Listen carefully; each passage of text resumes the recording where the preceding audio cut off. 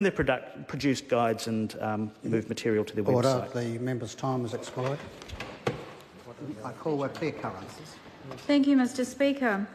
Well, I have to say it's been quite disturbing to hear the member opposite me just get up and give a defence on the increasingly disturbing practices of withholding of information that this government has taken us down the road of, and which is ultimately the complete opposite of transparency, and exposes what I consider to be a really disturbing factor, that the Transparency Index that is held up as being the great measure of New Zealand is actually very shallow and does not get under the surface to what are the real issues and the real practices where democracy is being undermined.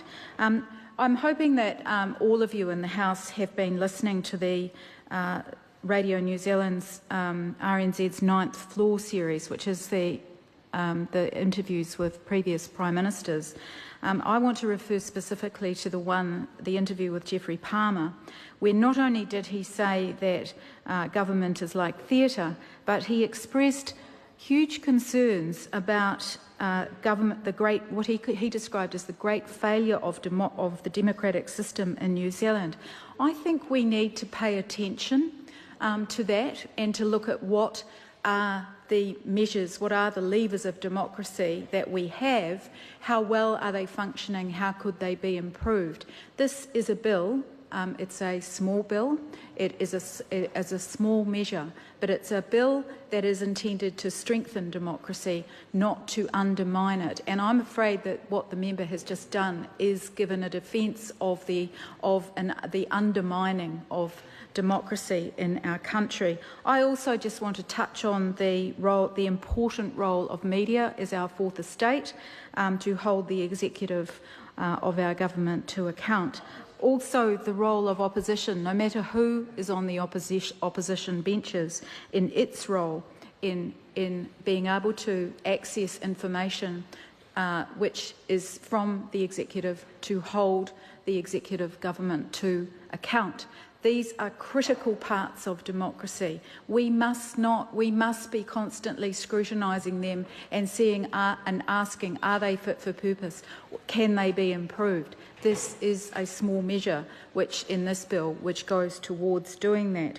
The Ombudsman has an extremely important role to play in our democracy. I note that he's not so new now, but our Ombudsman, Peter Boshier, referenced in a recent speech a visit he had made to Vienna to a meeting of the International Ombudsman's Institute, where there are 90 and I'm not going to list them, but there are 90 ombudsman's offices around the world, and its role, they describe their role as being to protect the people against violation of rights, abuse of powers, unfair decisions and maladministration, to improve public administration while making the government's action more open and its administration more accountable to the public.